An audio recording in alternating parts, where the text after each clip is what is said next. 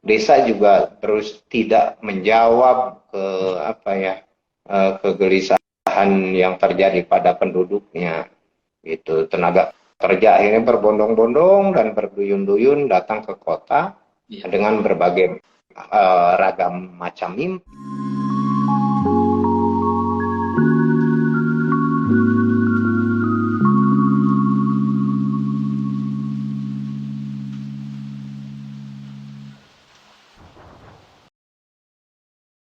Bismillahirrahmanirrahim. Assalamualaikum warahmatullahi wabarakatuh. Waalaikumsalam Selamat sore warahmatullahi teman-teman sekalian. wabarakatuh. Salam sejahtera untuk kita semua. Teman-teman sekalian, terima kasih. Pertama saya ucapkan kepada Profesor Dr. Mukti Ali, MHum, yang sudah berkenan hadir di acara ini. Ini adalah sesi Enlightenment Ramadan. Satu sesi tentang pencerahan, kita sebutnya begitu, jadi semacam silaturahmi, semacam berbagi pemikiran tentang isu apa saja, termasuk soal bukan hanya soal puasa, tetapi juga bicara soal perempuan, soal disabilitas, dan lain sebagainya.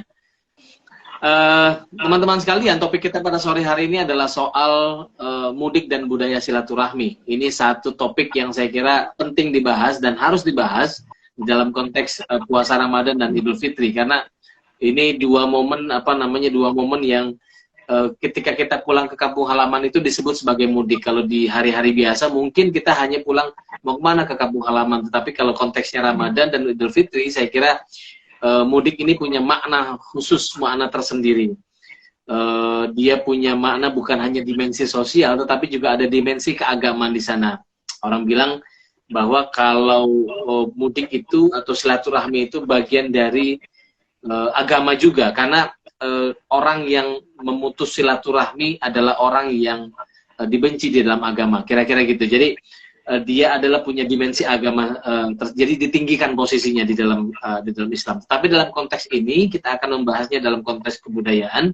Jadi dalam konteks yang lebih luas sebetulnya bisa kita katakan bahwa mudik itu bisa disebut sebagai simbol simbiosi antara agama dan budaya.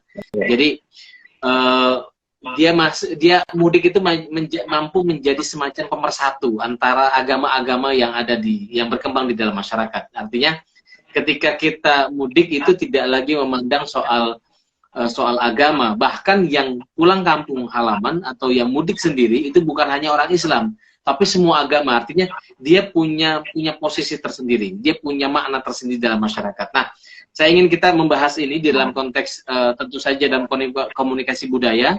Bagaimana mudik itu punya posisi di dalam mengerti satu sama lain, di dalam jembatan komunikasi antara satu agama dengan agama lain, dan dalam konteks agama seperti apa. Silakan Prof. Mukti Ali, saya berikan waktunya sekitar 15-20 menit pertama. Setelah itu kita akan diskusi dengan teman-teman. Silakan. Iya, bismillahirrahmanirrahim. Assalamualaikum warahmatullahi wabarakatuh. Waalaikumsalam. Alhamdulillah wa syukrilillah, la haula wa la quwata illa billah, amma ba'd. Terima kasih kepada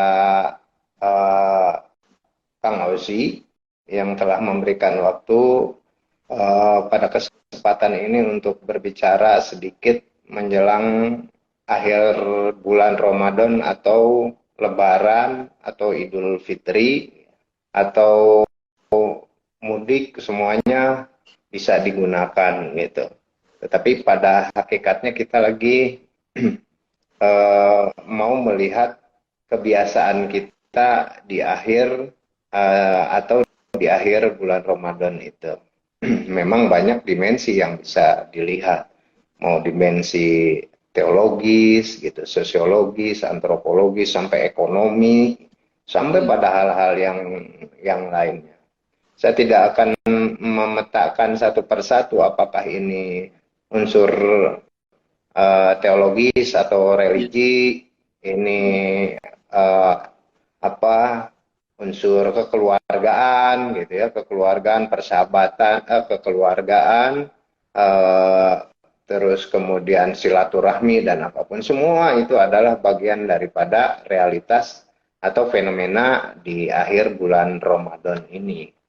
Jadi kalau ajaran agama memang kalau di akhir di bulan Ramadan itu kita harusnya banyak tinggal di dalam masjid, menyendiri, membaca ini, tapi realitasnya pada kehidupan manusia, terkhusus misalnya di Indonesia dan terkhusus lagi adalah umat Muslim, itu malah rame-rame gitu, sibuk mencari apa ya, mencari penanda bahwa ini mau lebaran gitu. Ada yang ke pasar mulu tiap hari, ada yang ke mall mulu, ada yang pusing hari ini cari mobil, servis mobil dan padahal ajaran agama kita itu harusnya kita banyak tinggal di masjid gitu loh, membaca apa yang merenungkan gitu, merenungkan banyak yang bisa dilakukan di masjid.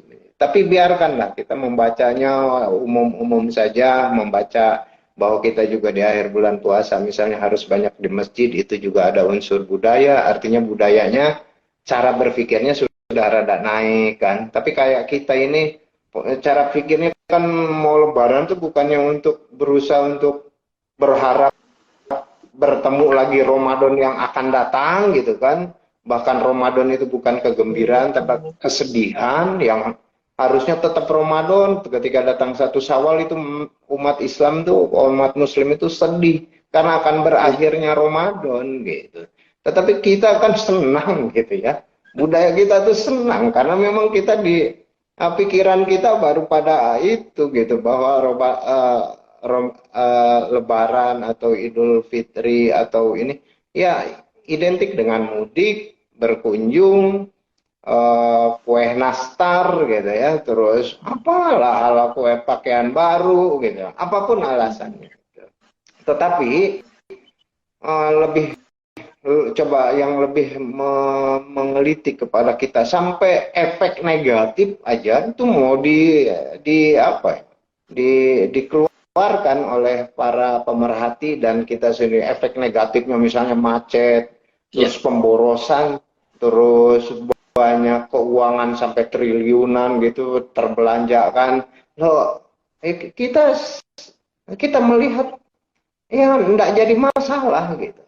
Yang terpenting adalah bagaimana pemerintah siap siaga untuk menghadapi apapun yang akan terjadi pada fenomena satu ini gitu. Nanti di tanggal kita pemerintah sampai ikut turun tangan, misalnya menandakan bahwa satu penghargaan bahwa budaya kita itu udah sampai di situ. Gitu. Tetapi saya selalu berpikir bahwa memang plus dan minusnya bahwa mudik itu akan selalu ada selagi masih ada perpindahan penduduk ya dari desa ke kota gitu. Terus bisa dikatakan itu penyebab industrialisasi misalnya, atau ada urbanisasi, bisa disinyalir sebagai penyebab perpindahan suatu individu masyarakat dari suatu tempat ke tempat yang lain. Perpindahan ini jelas bermotif pada keberlangsungan dan pemenuhan kebutuhan hidup. Jadi kalau masih ada orang desa yang pengen berharap banyak ke kota, itu masih akan terlalu, itu namanya mudik itu. Gitu. Mudik itu apakah akhirnya menjadi umum? Mudik itu menjadi umum artinya ketika dia pulang dari kota atau dari tempat kerja gitu. Kota dianggap wilayah yang mampu menyiapkan berbagai macam kebutuhan masyarakat yang secara otomatis juga banyak membutuhkan jasa dan tenaga yang menyerap hal itu, dan itu ada hari ini di masyarakat desa. Desa juga terus tidak menjawab ke kegelisahan yang terjadi pada penduduknya. Itu tenaga kerja ini berbondong-bondong dan berduyun-duyun datang ke kota dengan berbagai ragam macam mimpi gitu. Nah, itu yang menyebabkan akan tetap terjadi gitu. Coba misalnya banyak teori yang mengatakan paling banyak memang migrasi perpindahan dari desa ke kota itu lebih banyak disebabkan apa? Kerja dan pemenuhan kebutuhan hidup gitu. Memilih satu yang bisa memaksimumkan manfaat dalam dalam apa? Dalam bekerja gitu. Terlebih lagi pada persoalan ekonomi. Kayaknya kalau misalnya ekonomi itu, dan itu mungkin atau tidak mungkin ya, kiblat Ya, ekonomi itu pindah ke desa gitu, ke pedesaan mungkin ya, uh, sudah akan bergeser. Tetapi menarik ketika hal perpindahan penduduk lantas kemudian setelah lama bekerja atau mencari penghidupan gitu. Nah, itu berkaitan gitu. Biasanya pada tradisi hari ini adalah mudik itu. Secara kultur gitu, mudik, udik atau id itu secara bahasa saya melihatnya kalau ditelusuri itu mungkin dari awal tradisinya manusia untuk kembali pulang gitu ya, ya, kembali pulang ke tanah halaman. Misalnya Sri Hedi Ahimsa misal bilang bahwa mudik itu berawal dari, memang mudik itu diambil dari bahasa Jawa, misalnya mudik itu singkatan dari mulih disi gitu. Mulih disi itu mulih itu pulang, disi itu bisa sebentar atau bisa pulang awal gitu. Pulang awal artinya pulang sebentar, awalan saja atau apa. Tetapi begitu juga dari tradisi misalnya Betawi ada kampung Dukuh Udik atau apa, Udik itu agak selatan atau utara gitu. Tapi misalnya sampai pada apakah eh, eh, apa masyarakat yang ya deso gitu ya, masyarakat deso, masyarakat yang jauh dari kota gitu. Mungkin itu udik, mudik sampai id itu juga bisa ditelusuri sebagai awal dari tradisi manusia untuk kembali pulang. Yang dipastikan pulang dari kota. Akhirnya fenomena atau budaya atau kebiasaan yang telah terjadi gitu. Saya periksa bahwa tradisi mudik itu misalnya di tahun 70-an misalnya ya. ya, Jadi dari kota. Saya merasakan bagaimana punya saudara yang kerja di kota, di Jakarta gitu. Nah, kita menunggu tuh di akhir di bulan Ramadan terus dia mendekati ke 3 hari lagi ke Lebaran. Oh, itu senang benar datang saudara yang udah pulang dari kota, dari Jakarta misalnya. Kerjanya kita nggak peduli dia kerjanya apa gitu di kota, tetapi yang penting saya di kampung ternyata punya saudara yang akan mudik ya, gitu, pulang dari berjuang ya mencari. Nanti banyak yang dibawa, entah itu baju atau apa, nanti dibagi ke ya. itu ke saudara-saudara. Jadi itu. Nah, sehingga mudik itu oh, maknanya banyak gitu. Tadi itu Ya. boleh mudik juga bisa dimaknai sebagai sesuatu yang negatif, ketika melihat macet, ketika harga mahal, ketika orang makan berlebihan, terus nanti setelah itu juga masih harus orang bisa melihat kerja setahun habis uang itu ketika mudik gitu, dihabiskan di kampung. Ya itu juga nggak jadi masalah, nggak apa-apa. Memang dia, Iya. dia punya Jadi motivasi yang boleh apa nggak ya, yang kita bilang gini, Mas Mukti Ali, bisa nggak kita bilang gini, Mas, bahwa memang ada harga yang dibayar dari mudik itu. Tadi kemahalan harga tiket kemahalan misalnya, harga. apa barang-barang juga jadi naik ketika kita pulang di bis, di kereta, itu harganya jadi berlipat ganda. Tetapi itu diabaikan, bukan itu tidak jadi masalah ketika dia harus pulang ke kampung halaman. Jadi Iya, minat seseorang untuk pulang ke kampung halaman atau ke tanah halaman, ke tanah kelahiran itu ada semacam apa itu, semacam kerinduan. Jadi itu bisa diabaikan gitu, jadi nggak apa-apa harus bayar mahal, harus apa, yang penting saya bisa ketemu dengan orang tua, dengan sanak saudara dan di kampung halaman. Jadi dia punya makna sendiri mudik itu jadinya. betul. Saya makanya ketika kita berbicara misalnya pada tataran antara budaya, makanya mudik kalau diartikan itu tidak sama. Mudik itu kalau misalnya diartikan oleh ekonom adalah masa buang-buangnya uang dengan kegembiraan, dengan berbagai macam yang diambil 1 tahun kemarin, dengan Iya. itu orang ekonomi. Maka orang ekonomi kalau melihat mudik itu wah pemborosan atau, tapi kalau orang misalnya penjual pedagang aja, kalau pedagang mudik Itu adalah rezeki. keuntungan bagi saya karena biasanya saya jualan di kampung segini, oh datang ketika ini, oh saya bisa sampai jam 12 yang jualan itu karena Iya. kongko-kongko ya antara pemudik itu datang misalnya di sebuah kampung ngobrol tentang pengalaman kerjaan dia. Loh semuanya hidup. Makanya kalau saya melihat mudik itu ya berkah-berkah saja. Nah, apakah mudik Pak apa Mas Mas Roji misalnya mau memaknai karena Mas Roji misalnya orang Jakarta misalnya mudik adalah merasakan Jakarta itu sepi. Oh, itu betul. Jadi saya pernah lewat ya, ternyata malam takbir atau itu sudah sepi banget itu Jakarta. Artinya fenomena itu bisa dimaknai oleh orang pelakunya gitu. Iya. Kalau saya melihat begitu. Jadi bahwa kita pulang misalnya ke kayak saya misalnya hari ini, saya pengen banget mudik berapapun harga itu. Karena Iya, betul. kadang-kadang gitu ya, karena kita merasakan, oh hari ini saya pulang ke kampung tidak ada lain, hanya memaknai mudik adalah ketemu ibu saya. Karena yang Iya. lainnya sudah nomor dua gitu loh.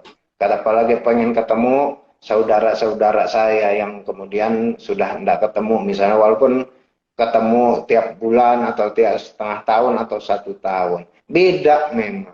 Dan ini jangan dirasionalisasi memang kalau ngomongin Iya. ngomongin mudik secara budaya gitu lain. Kita yang penting bagaimana saya mengamanatkan gitu ke yang memiliki kebijakan harus disiapkan gitu ke apa piranti-piranti itu untuk eh, masyarakat melaksanakan mudik itu dengan tidak lebih negatif gitu.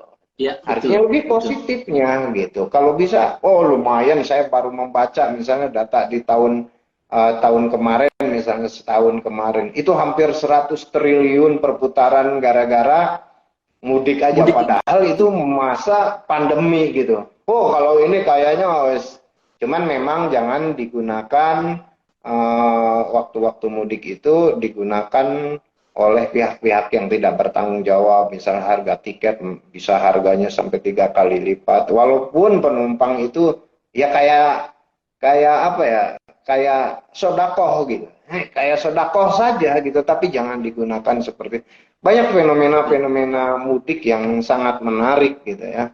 Nah jadi relevan mau dibawa kemanapun mudik itu, saya melihat mau dijadikan ilmiah silahkan, tetapi kalau saya melihatnya dari berbagai macam pelaku mudik itu timbullah arti-arti mudik itu. Walaupun secara bahasa mudik itu bisa dikatakan dari mulih disi atau udik itu adalah kampung atau apa. Tapi intinya apa mengalir ke sebelah sana, mengalir dari dunia perkotaan, dunia yang budaya saingannya kenceng gitu ya, ke kita back to nature gitu ya, kita kembali lagi ke asal karena kalau dibaca pada kultur kelahiran kita itu sebetulnya balik lagi untuk menemui apa ya temen uh, asal muasal kita gitu. Jadi coba Betul, kalau betul. secara kembali ke ibu itu adalah apa simbol atau lambang kembalinya pada titik awal kita melangkah gitu. Iya, Betapa ibu. enaknya kita bisa ketemu dengan dulu kita misalnya uh, napak tilas lagi gitu biar Iya. kita juga tidak merasa sombong bahwa kita juga lahir sebetulnya dari sebelah sana, dari sebelah cuma memaknai demi waktu itu. Jadi mudik itu bisa back to nature, bisa balik ke belakang untuk hal-hal yang positif gitu ya. Jadi kenapa kita balik ke kampung ya untuk mengademkan pikiran kita betapa kejamnya kota misalnya. Terus bahwa kita juga punya tanah lahir gitu, punya banyak hal yang bisa dimaknai. Mungkin itu Iya, Mas Uzi gitu. iya. Mas Mukti Ali, ini menarik bahasan tentang mudik, terutama bagaimana masyarakat itu rela berbondong-bondong, rela bermacet-macetan, rela mengeluarkan uang lebih untuk satu nama yang kita sebut sebagai mudik, pulang ke kampung halaman tadi. Itu menarik sekali. Jadi fenomenanya itu ada semacam kerinduan tadi, kerinduan ke kampung halaman itu dia punya makna tersendiri. Nah, saya tuh pernah membaca satu karya antropologi itu tentang the rites of passage sebetulnya. Jadi ritus perjalanan. Yeah. Nah, ritus perjalanan itu kan saya merasa gini. Saya merasa bahwa ketika kita pulang ke kampung halaman itu kan ada semacam pertemuan ya, pertemuan antara satu kelompok dengan kelompok lain tadi. Mas Mukti Ali ini kan studinya soal studi budaya, dan itu betul-betul ketemu bukan hanya orang satu golongan. Itu antar budaya, ya, antar agama bahkan juga bertemu di situ. Nah, maksud saya ini juga kan menjadi semacam peluang untuk orang tuh, karena situasinya Idul Fitri tadi, suasananya Lebaran, jadi ada semacam penanda orang untuk tadi mengademkan pikiran, membangun lagi relasi antara satu orang dengan orang lain, satu kelompok dengan kelompok lain, atau agama dengan agama lain. Gimana menurut Mas Mukti Ali? Iya. Mudik memiliki makna silah atau tali atau perekat atau mempererat tali silah itu, silah alatnya ya, silah talinya yang oleh waktu dan jarak direnggangkan gitu. Gitu. Jadi kita ngobrol mudik itu hampir juga sama dengan silaturahmi atau silah-silah yang lainnya ya gitu. Jadi kalau sosiologi, silah itu adalah interaksi gitu. Sehingga menjadi kata yang utuh, silaturahim gitu. Dengan makna utuh menjadi kualitas silahnya itu seperti apa, silaturahim itu. Dipererat lagi dengan seperti itu. Kita bisa ketemu, jangankan keluarga. Keluarga yang kita temui di kampung adalah keluarga biologis. Tetapi misalnya kita tidak ke kampung pun, atau masa Pak Roji ini misalnya pulang ke desa, orang rumahnya misalnya di Jakarta, sebenarnya sudah. Tapi kalau Pak Ozi misalnya rumahnya sekarang di mana, misalnya di Tangerang, ya balik ke Jakarta ya sama-sama mudik juga gitu. Tidak dikatakan tidak mudik.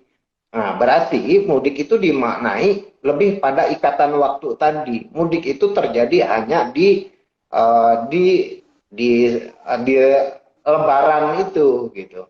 Maka kita berusaha memaknai mudik, misalnya kalau di antar iman bisa berkunjung dari keluarga yang agamanya Muslim, bisa bertemu, bisa berinteraksi dengan masyarakat yang lain. Karena memang di situ terdapat pintu doa gitu ya, pintu maaf gitu ya.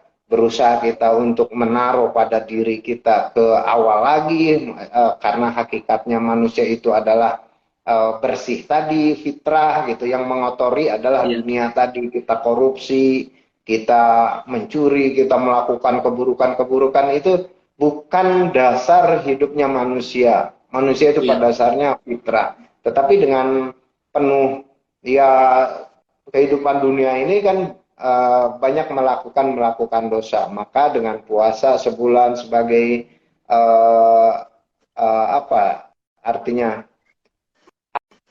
alat penggemblengan gitu ya. Orang-orang Muslim mengatakan bahwa puasa itu adalah at-tarbiyah, juga pendidikan, tapi tempat untuk menghajar pribadi-pribadi atau sifat-sifat yang jelek gitu dihabiskan. Makanya pintu maaf di bulan-bulan puasa itu banyak, magfiroh gitu, sebuah pembebasan gitu, pembebasan dari dosa, dari apa. Maka di hari raya itu adalah sebuah kemenangan gitu.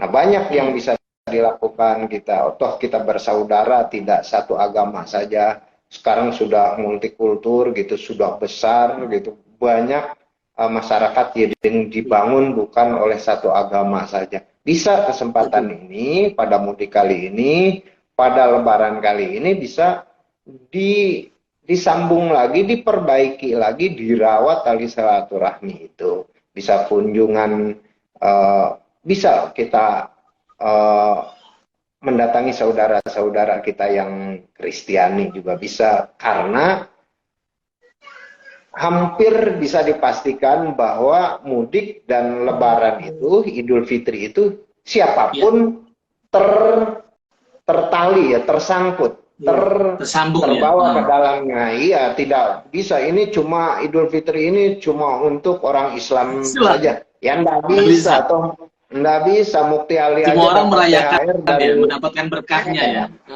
dapat berkahnya. Orang banyak pembangunan masjid yang tekun kemarin, misalnya barangnya diambil dari si pengusaha Cina, oh dia di bulan Idul Fitri ini dia dapat penghargaan dari ininya atas relasi yang dibangun selama ini, terus dia bertumpah pada hasil di akhir Ramadan atau di Lebaran ini. Semuanya mudah-mudahan, khususnya umat Islam, umumnya negara Indonesia, terus banyak yang bisa sehat karena Idul Fitri gitu. Mudah-mudahan Idul Fitri ini hal-hal yang negatif itu berkurang gitu ya. Tapi kita tetap harus waspada dengan kondisi negara hari ini misalnya. Tetap yang bawa motor kalaupun boleh ya harus hati-hati kan. Ya, Terus betul. banyak juga orang-orang yang jahat. Misalnya kita punya duit 1 juta, 3 juta itu dipegang hati-hati. Banyak juga ada tidak juga misalnya orang yang jahil yang berusaha untuk ngambil itu, biar nilai mudik dan silaturahmi di Idul Fitri ini nyaman gitu. Kita berharap juga pemerintah juga berusaha untuk memberikan layanan yang baik ya, baik di jalan raya, di malam-malam ini ya yang kita. Mudah-mudahan sehat semua dan mudah-mudahan senang. Kita berharap semua bisa silaturahmi tadi gitu.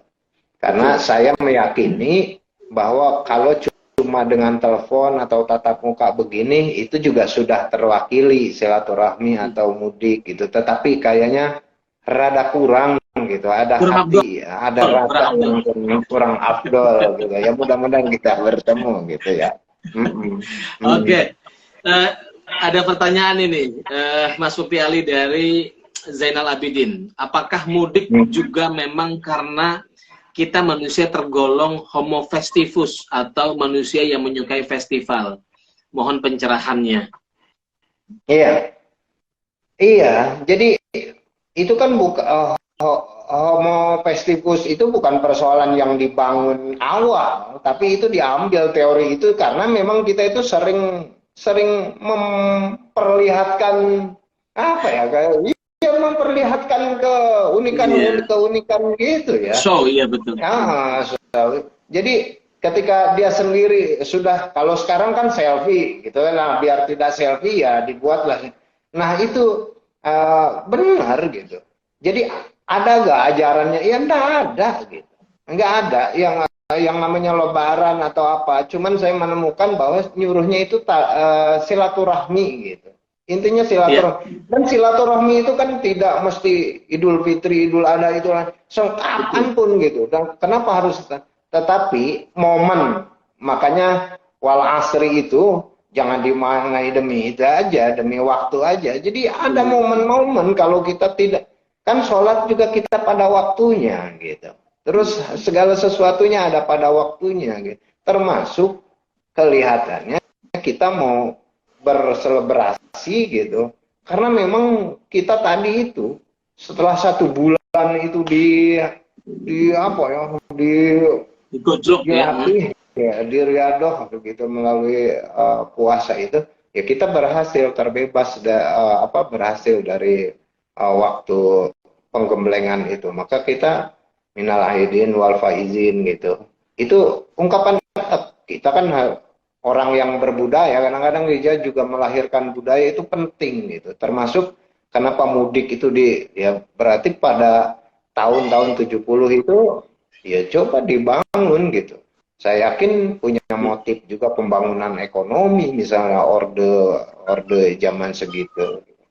Tetapi yang terpenting saya mengutip biar kena gitu, biar di waktu Idul Fitri ini kena gitu, biar dimaknai paling tidak silaturahim tadi. Wa'budullah wa la tusyriku bihi syai'aw wa bil walidaini ihsana wa bidzil qurba wal yatama wal masakin wal jari dzil qurba wal jaril junubi wasohibi bil jambi wabnis sabil wa ma malakat aimanukum innallaha la yuhibbu man kana muhtalan fakhura. Sembahlah Allah dan janganlah kamu mempersekutukannya dengan sesuatu apapun, dan berbuat baiklah kepada kedua orang tua, ibu bapak, karib kerabat, anak-anak yatim, orang-orang miskin, tetangga yang dekat dan tetangga yang jauh. Tadi tetangga yang dekatnya adalah tadi secara biologis, tetapi juga tetangga yang jauh mungkin bisa saudara teologis dan gitu ya, yang banyak, dan teman sejawat, ibnu sabil dan hamba sahayamu. Sesungguhnya Allah tidak menyukai orang-orang yang sombong dan membangga-banggakan diri. Tadi itu mungkin kita datang untuk mengingat ke masa kecil kita, bahwa kita datang sebetulnya tidak ujuk-ujuk begini, ujuk-ujuk begitu gitu, tapi kita mengingat masa belakang masa kita. Lalu. Gitu. Ya, Mas Mufti Ali, ini menarik mengenai tadi wabidil tentang orang tua tadi. Tadi Mas Mufti Ali sampaikan bahwa kita mudik itu pulang ke tanah kelahiran, kita mengingat masa lalu dan bertemu dengan orang tua. Nah, ini ada yang menarik dari pernyataan salah satu peserta kita, Mabrur Inwan. Ini Mabrur Inwan ini salah satu mubalik di Nur Holis Masjid Society, ikut training di Nur Holis Society.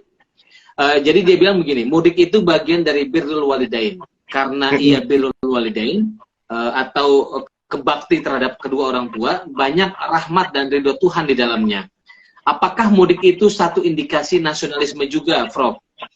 Atau cinta kepada kampung halaman sebagai sesuatu yang fitrah dalam manusia? Iya. Iya, betul, bahwa dunia besar, dunia kecil itu mungkin ada pada ibu ya. Dunia besar ada pada makrokosmos ini.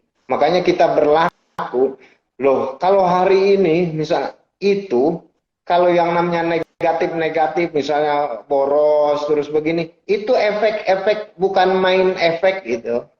Itu support efek saja. Yang main efeknya itu utamanya adalah kita ketemu tadi birrul walidaini itu, bil walidaini ihsana gitu ya, wala tusyriku bihi syai'an wa bil walidaini ihsana gitu. Jadi loh, saya nyesal gitu sebelum abah saya meninggal gitu, agak jarang gitu. Ketika abah saya, loh sekarang tinggal ada ibu gitu ya. Walaupun hari ini mungkin di lebaran ini saya tidak bisa, tapi hari kedua mungkin saya akan ke sana karena berkaitan dengan anak saya yang tidak bisa pulang karena harus di pesantren misalnya. Jadi itu salah satu dari cara untuk berbaik kepada orang tua itu gitu. Karena tanya deh sama orang tua deh. Makanya saya bilang, anak sejelek apapun gitu, sebusuk apapun kayanya, orang tua itu di malam itu nangis kalau anaknya dia nggak datang. Gitu loh. Jadi banyak ekspresi yang bisa dilihat gitu pada masyarakat. Ibu itu, loh, kita kan kadang-kadang mau mudik itu, beli oleh-oleh apa. Orang tua itu ngomong, enggak usah bawa apa-apa. Yang penting ini datang ke sini, ibu sudah punya kue, ibu sudah punya daging ini. Artinya apa? Hilang semua meaning-meaning yang lain, makna-makna yang lain tentang mudik. Dia pengen cuma, ya datang ke sana mau kita ke orang tua ya paling cium tangan atau apa, ya sudah, itu jangan-jangan. Nah gitu, maknanya udah sampai di situ. Kalau persoalan nanti saya bawa kue misalnya rasa coklat dari Jawa atau apa, ya enggak penting gitu. Itu bagian-bagian lain. Tapi kan ada juga gitu. Kita penuhin mobil kita padahal ya biasa saja makan kerupuk. gitu aja kan. Apa sih? Ya, maka kita tergantung memaknainya. Saya sepakat bahwa Kang Oji dengan ini NMC-nya misalnya membuat makna mudik dan budaya silaturahim gitu. Ya ini hampir budaya memang semuanya. Toh tidak Iya, betul. tapi budaya yang paling kita menurut agamawan itu ya ada baiknya, nilai budaya baiknya. Dan itu tidak merugikan, tidak berimbas negatif gede-gede banget gitu. Nah, persoalan tadi banyak yang berapa jiwa misalnya yang kecelakaan. Ya, itu yang harus kita carikan jawabannya gitu. Pemerintah misalnya dengan banyak perusahaan yang menyediakan mudik gratis itu salah satu jawaban misalnya untuk mengurangi itu gitu. Lumayan juga sambil diberikan nilai-nilai sodakohnya gitu kan. Dan coba tanyakan lagi mudik menurut orang-orang yang punya bis itu beda lagi gitu loh. Kayak mudik bagi orang-orang yang memiliki perusahaan bis atau tour and travel itu beda. Hari ini adalah di mana kerugian saya setahun itu ia dibayar oleh angkutan ongkos mudik 1 tahun. Jadi kalau dia berhasil di akhir di bulan di Ramadan, di akhir bulan Ramadan atau di Lebaran ini ya lumayan gitu ya, kerugian dia 1 tahun dalam menjalankan roda transportasinya itu selesai kan, sederhana gitu. Artinya coba bayangkan kalau tidak ada mudik, wah bis-bis itu jangan-jangan rugi karena dia 1 tahun rugi, apalagi 2 tahun ke belakang. Begitu juga dengan yang lain-lainnya.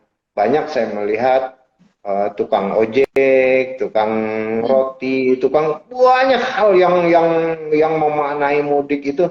Kalau misalnya disurvei oleh lembaga apa gitu, apakah mudik itu tetap ada atau dihilangkan? Wah, saya yakin itu tetap ada, walaupun dengan harga yang mahal. Oh, tetap gitu, kayak itu. Kalau dia cuman alhamdulillah kayaknya nggak ada yang survei ya. Tapi nggak perlu itu, nggak perlu survei. iya, iya. Nah Menarik ini Mas Sukti. Nah, mm-hmm. terkait tadi pertanyaan yang kedua soal spirit nasionalisme, apakah di dalam pulang ke kampung halaman atau pulang ke desa tadi atau kemana lah kita pulang ke ini, itu ada spirit yang tersirat di dalamnya, spirit nasionalisme, cinta kampung halaman dan lain sebagainya. Bisa nggak dikaitkan sampai ke sana? Iya Mas, jelas kita diajari bahwa cinta terhadap negara itu dari situ gitu, dari tempat kita itu.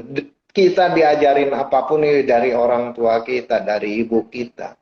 Dalam bahasa ininya adalah dunia kecil kita adalah ada pada ibu itu. Dunia besarnya jelas pada alam ini. Jadi mengenalkan kesopanan, mengenalkan kecintaan, mengenalkan perjuangan dan mengenalkan pada cinta tanah air itu. Loh, kita dari awal kita berpramuka itu bagaimana kita coba pengen nggak sekarang kita sampai berenang-berenang di kali apa gitu, di kali gitu ya, di kali di pinggir rumah saya kan ada kali itu terus pramuka misalnya. Artinya ya kalau misalnya kenapa kita sering ngomong tentang local wisdom gitu ya, terus kearifan lokal gitu. Kita itu kadang-kadang kesopanan kita itu dibawa dari desa. Loh, di kota itu individualnya tinggi. Terus tidak ada yang diperjuangkan sebetulnya di tempat tinggal kita itu. Di tempat kita yang kedua ya. Tetapi sebetulnya kita berpikir membawa alma mater ya, membawa alma mater ya tempat kelahiran kita gitu. Siapapun, makanya ini yang harus kalau saya biar kita tidak lupa di mana kita awal berpijak ya, di tanah lahir kita itu, Indonesia itu. Dan enak, kita adalah orang yang selalu dibesarkan oleh aroma-aroma lagu tentang desa gitu ya. Gitulah. Kampung gitu. Coba dari zaman dulu kita berkunjung ke rumah kakek dan nenek di kampung. Di kampung tuh ada air jernih, orangnya sopan-sopan, orangnya nggak pernah curiga, terus pintunya selalu kebuka, itu adalah nilai-nilai solidaritas yang tinggi. Di Betul. kota mah kita ini apa diem, tapi di desa itu nggak punya sayur masih boleh ngegarap, Solidaritas. masih boleh ngegarap pekarangan rumahnya ada daun singkong kita petik gitu, Bu, daun singkongnya ya, di kota bisa kita dikejar-kejar gitu ya. Tapi di desa udah diituin gitu loh. Di desa itu yang mudah-mudahan apa ya, memberikan kita kesadaran betapa dari awal kita sudah dibangun solidaritas, kecintaan, interaksi sosial, peduli dengan tetangga, peduli dengan sesama. Itu nilai-nilai bangsa kita itu di sana, saya pikir gitu. Mudah-mudahan nanti yang mudik itu bisa mandi di kali, bisa apa ya, bisa apa istilahnya, ngabedolkan apa namanya, empang gitu kan, itu mana kan di kampung, atau dia bisa itu semua orang bisa kebun, berkumpul dalam satu tempat itu ya. Iya, nanti bisa makan-makan di pohon apa gitu. Iya, jadi bisa nggak Mas Mukti Ali? Jadi begini, kalau dari tadi yang disampaikan oleh Mas Mukti Ali itu saya kira ada semacam, kalau elektronik itu semacam ngecas ulang tentang budaya-budaya luhur yang dikembangkan oleh tradisi-tradisi di kampung halaman, misalnya di desa, di rumah, oleh ibu kita, terutama dari orang-orang tua kita. Budaya-budaya tadi, kesopanan, saling menghargai orang lain, cinta terhadap orang lain, gitu ya, cinta terhadap kampung, itu dikembangkan di desa. Begitu kita ke kota atau mungkin pergi ke tempat lain yang itu hilang, lalu kemudian kita kayak ngecas ulang, ini loh, diajar, mengingat kembali segala macam. Ada semacam ritual begitu juga, atau semacam tradisi itu juga ya dari mudik. Iya, saya sepakat. Saya baca misalnya dari beberapa jurnal, ada yang refresh ya gitu ya. Karena dari kalau ditarik lagi ke ayat tadi itu, oh iya, kita itu merefresh, karena memang di desa itu, memang desa itu kan unik memang, walaupun nanti kalau di antropologi atau di kajian wilayah gitu, desa itu bisa di sebuah kuasa yang terkecil gitu ya, dibatasin oleh wilayah berapa meter, berapa itu. Tapi desa itu suatu keadaan psikologis sebetulnya. Desa itu yang ibaratnya ada air mengalir ya adanya di desa, bunyi burung-burung ya adanya di desa kalau selain di hutan. Loh, itu ternyata harmoni-harmoni itu yang menjadikan kita gitu ya, menjadikan kita itu seperti akumulasi dari perpaduan berbagai macam alam yang ada itu gitu. Di dalam kepala kita itu kan ada suara burung, ada suara air, terus secara kasat mata warnanya hijau, biru gitu ya. Terus itu adanya di pagi hari. Jadi kolaborasi dimensi-dimensi itu adanya ya di apa? Adanya di kampung gitu. Mau panas, nyari panas ya kita ke sawah, nanti menemukan dinginnya adalah pulang dari sawah, ada di sana ada pohon-pohon kelapa yang air mengalir, ada batu-batu bulat yang tampak sulapan, terus di situ kita kecebur saja sampai pakai pakaian kotor gitu. Loh, itu kan menarik gitu. Jadi ke orang, saya nggak tahu tuh kemarin tuh betapa indahnya, betapa hebatnya rumah yang di mana di Garut ditawar 2 miliar setengah, itu suasana yang enak gitu. Orang merindukan itu. Sampai yang mau belinya kalau nggak salah orang Jakarta atau apa. Memang orang Jakarta tuh lagi rindu seperti begitu, desa yang gitu kan. Akhirnya dia berani bayar 2 miliar itu, kalau diukur-ukur tanah mah ya paling dia berapa kok berani begitu. Berarti dia secara psikologis memang membutuhkan tadi merepress dirinya yang tiap hari jangan-jangan dia ngitung duit mulu banyak kan, kerjaan begini. Gue sebetulnya pengen, padahal dengan AC, ternyata tidur dengan AC dingin sejuk dan apapun tidak tergantikan. Dia pengen yang seperti tiupan angin gitu, yang tadinya angin itu jatuh ke pohon kelapa, nah dia mantul ke badan kita itu, wah itu segarnya mungkin dari itu. Tetap ada nilai nilai itu uh, refreshing gitu. Refreshing sebetulnya tidak terlalu mahal gitu ya. Cuman mahalnya adalah tadi setelah datang ke rumah nanti dia rekreasi, datang ke pantai, nah orang pantainya juga yang sialan. Oh ini zamannya, ini mumpung waktunya Lebaran, tiketnya dinaikin gitu ya. Jadi serba mahal, tapi ya nggak apa-apa mahal. Ya toh semuanya itu tidak terjadi pada diri kita sendiri yang datang, ya kan? Kalau mahal masuk Dufan ya mahal semua ya nggak apa-apa udah gitu ya. Toh nggak kita doang sendiri gitu ya kan. Kecuali kita doang yang sendiri gitu mahal. Ya semuanya punya itu. Nanti baru kemudian yang penting tadi sadar semua, kita bergembira semua, sehat semua gitu di Lebaran kali ini gitu. Dan yang paling penting tadi itu yang punya orang tua mumpung masih ada orang tuanya gitu disempatkan, diusahakan, dipaksakan gitu, dibiayai. Ternyata orang tua atau saudaramu itu kalau hal-hal yang begitu mereka sudah punya, tetapi kerinduan, kekangenan, terus kehangatan pengen sekedar memeluk dan apa itu bahkan sekedar pengen dilihat ya. Pengen show dikatakan oh mantap Anda gitu. Ini ya, sederhana saja itu udah mengobati gitu ya. Oh hebat benar gitu yang di kampung ini padahal di Jakarta atau di kota wah stres ya. Wah orang kampung tuh udah seneng. Begitu juga yang datang dari Jakarta. Wah di kampung mah susah katanya begini enak di Jakarta mah di kota mah begini-begini. Itu saya udah saling menang gitu ya. Udah saling iya, jarang kan? Saling ngalem, saling memuji itu jarang. Manusia itu jarang. Nah, dengan begitu orang desa memuji orang kota yang dianggap yang berhasil, begitu juga orang kota yang menyanjung orang desa yang dia emang hidup sangat enak dan sederhana begitu. Iya, spiritnya mungkin spirit ini ya, spirit mahabbah tadi ya, spirit kasih sayang satu sama lain. Itu juga saya kira yang tidak pudar dari budaya dari tradisi mudik itu. Jadi dia selalu ada. Jadi tadi ada kerinduan, ada kasih sayang dan apa saling ngalem, saling memuji dan lain sebagainya. Nah, ini ada pertanyaan berikutnya nih dari Ibu Niken Rahmat. Nah, ini soal memaksakan mudik. Dalam tradisi mudik banyak orang memaksakan diri, Mas Mufti Ali, bahkan sampai berutang untuk biaya mudik.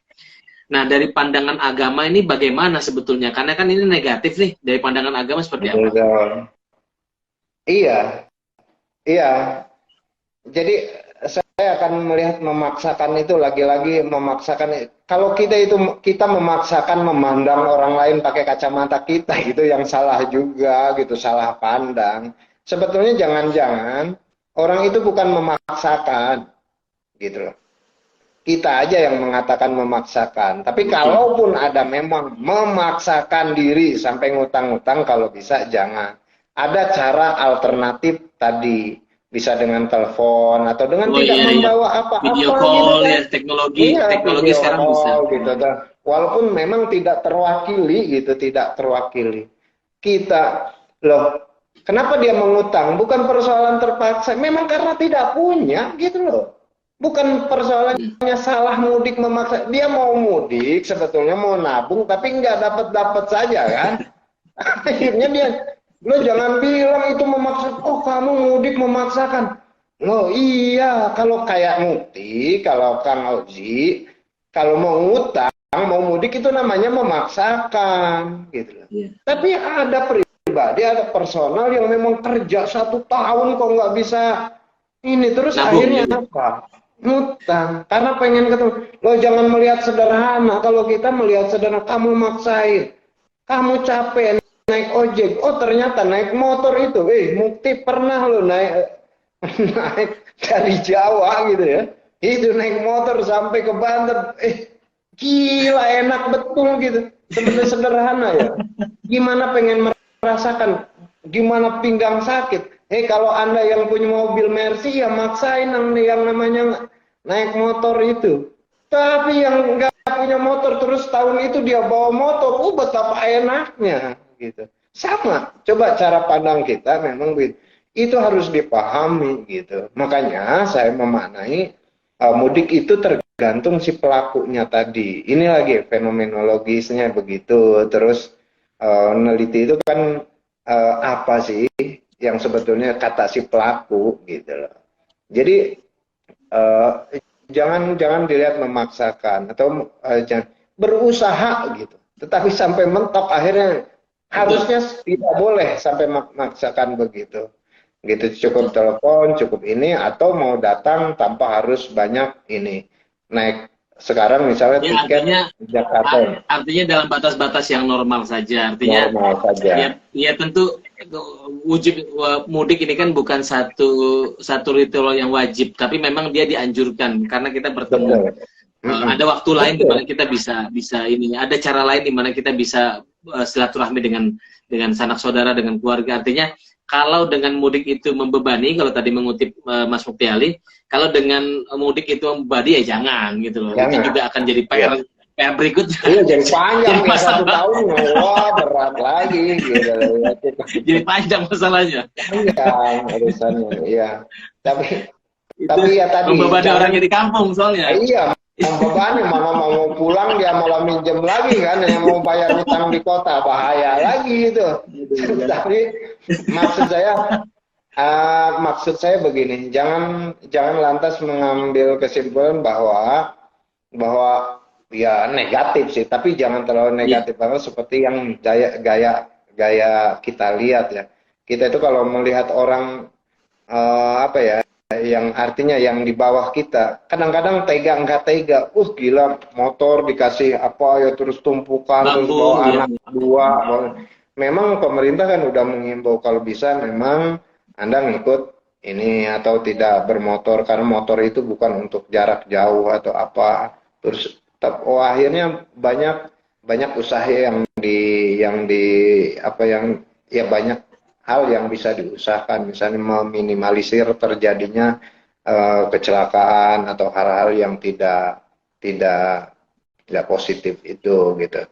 Tapi itu lagi, mudah-mudahan ya sadar, yang penting adalah kesadaran tadi, jangan memaksakan karena tidak berdosa juga gitu. Hanya ini kan bukan persoalan tradisi.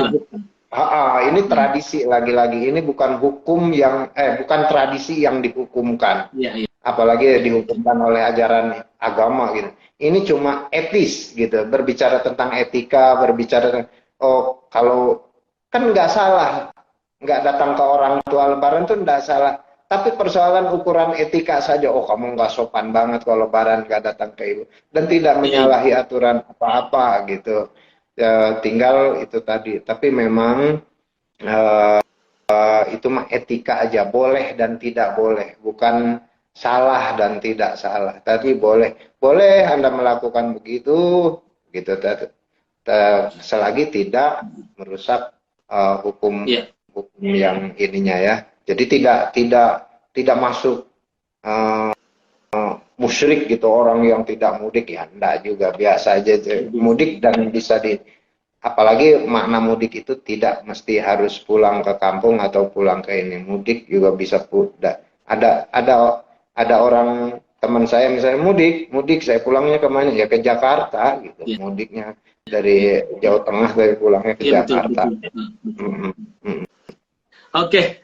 Baik teman-teman sekalian, ini waktunya saya kira sudah habis, jadi saya mohon maaf saya harus menyudahi percakapan kita pada sore hari ini. Dan saya kira ada banyak sekali tadi insight dari Mas Mukti Ali yang bisa kita ambil sebagai wawasan baru kita tentang mudik tadi, bahwa mudik itu pertama dia adalah tradisi yang sudah dibangun sejak lama. Jadi ada semacam kerinduan tadi disampaikan, kerinduan pada menengok sejarah masa silam, kira-kira gitu. Jadi ikut mengingat kita waktu kecil seperti apa, lalu kemudian kita bertemu dengan membangun budaya silaturahmi tadi dengan orang-orang yang bukan hanya keluarga biologis, tapi juga dengan keluarga teologis kita, dari dengan banyak orang.